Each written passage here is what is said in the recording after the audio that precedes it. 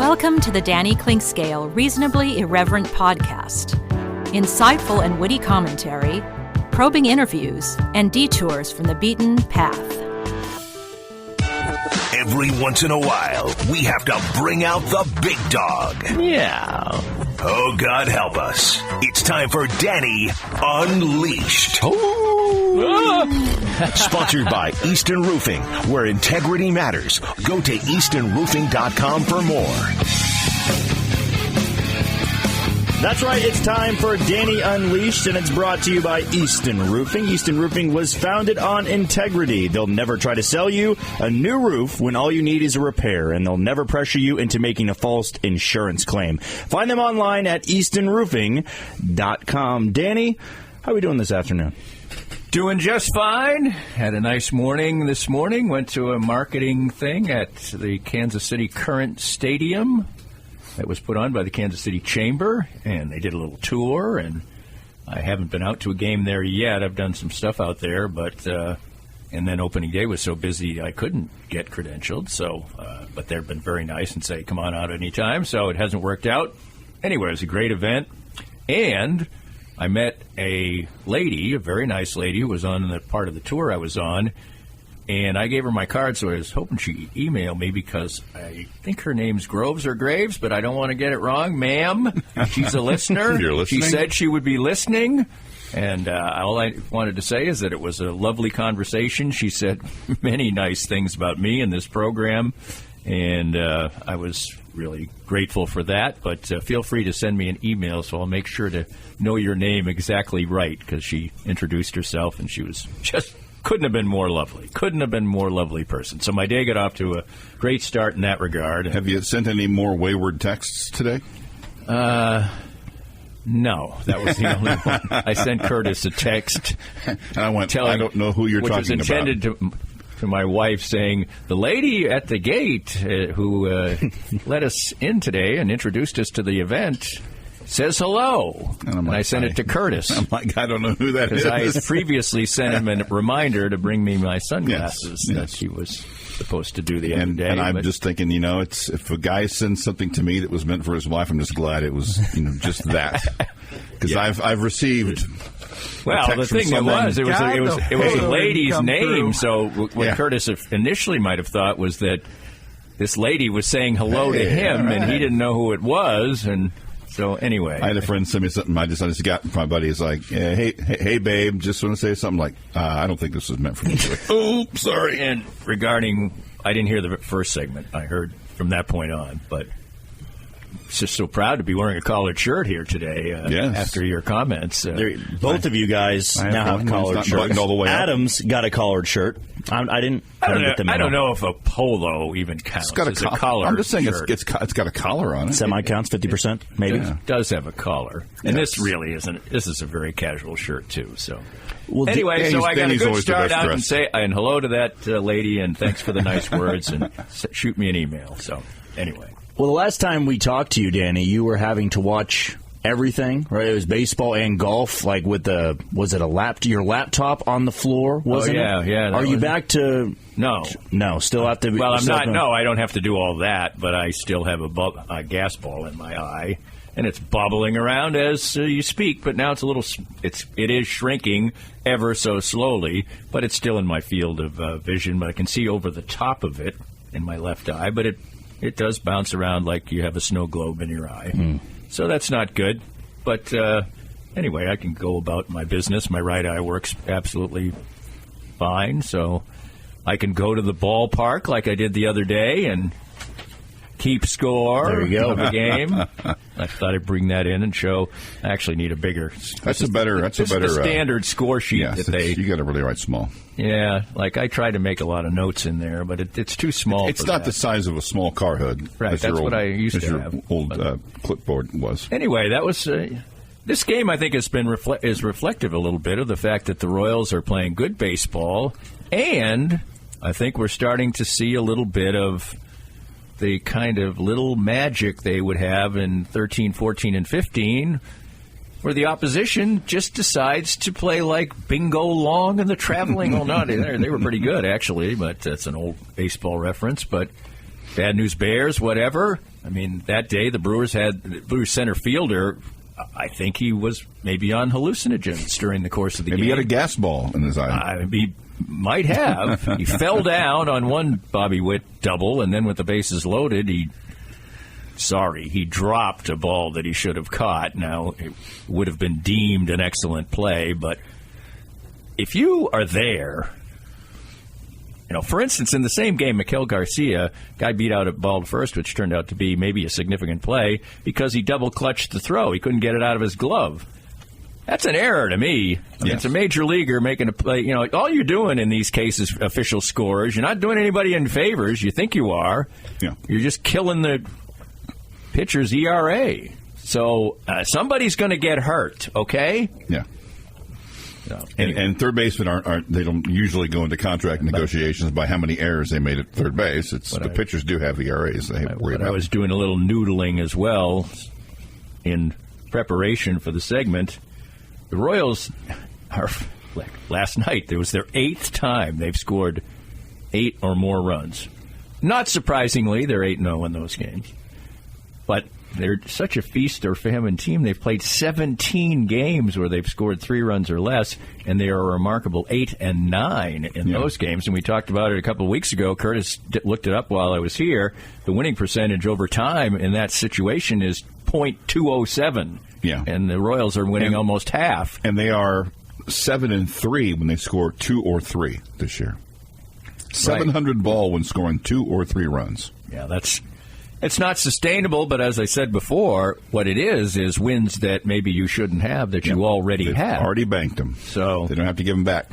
So they've 25 of their 39 games, they've scored 3 or less or 8 or more. And I have disagreements. Everyone who's a stat person seems to disagree with me on this, so maybe I'm wrong. But I think over the course of a particular season, you can expect a particular winning percentage in a given situation.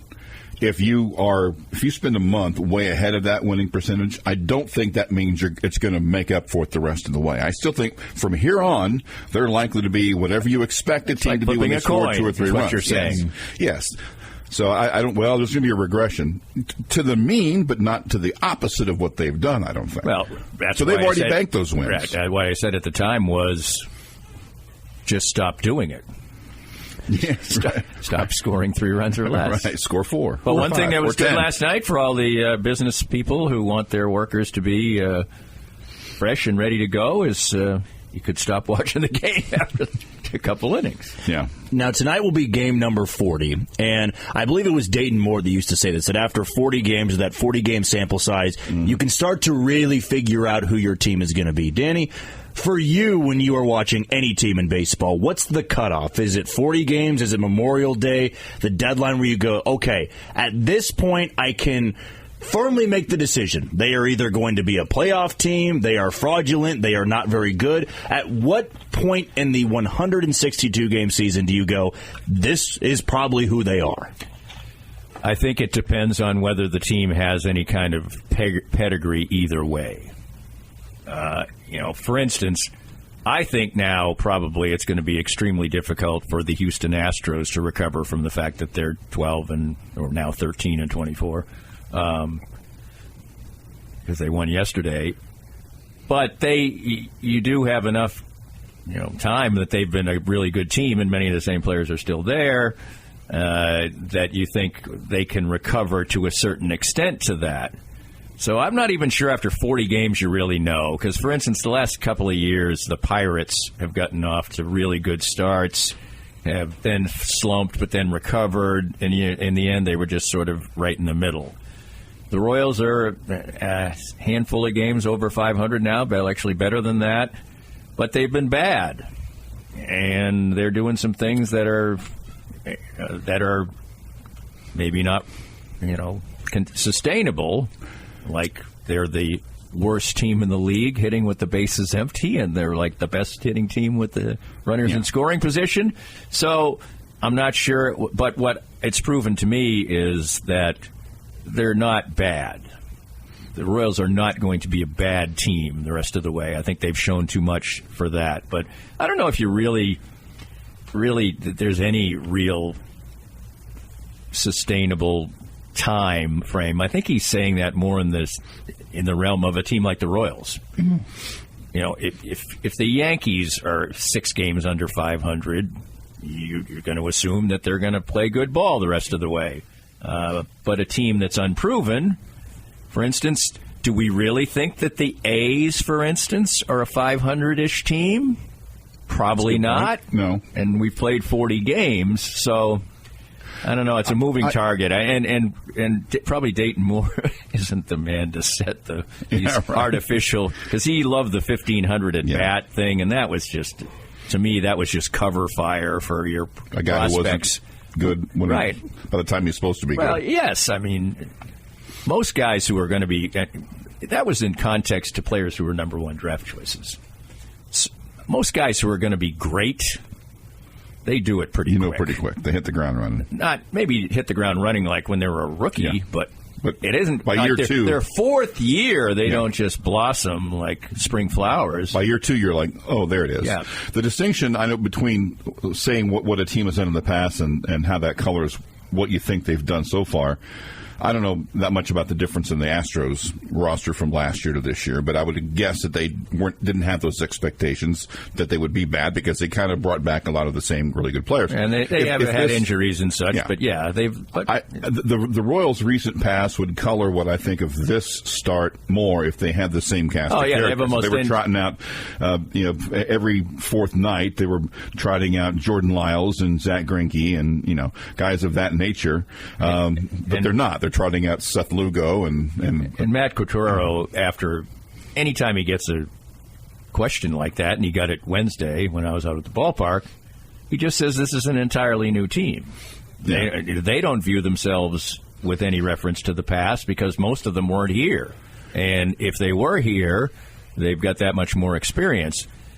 The reason to doubt the team, unfortunately, is both of those things, in the fact that offensively, the players they went out and got have been terrible. Yes. And pitching-wise, they've been a mixed bag, generally good. But so I think the Royals are still in an up-in-the-air position, but somebody asked me today or texted me or sent a message to me, what do you think the Royals' final record is going to be? And I said 82-80, and that's probably about as low as I would go because I think they're a 500-ish team.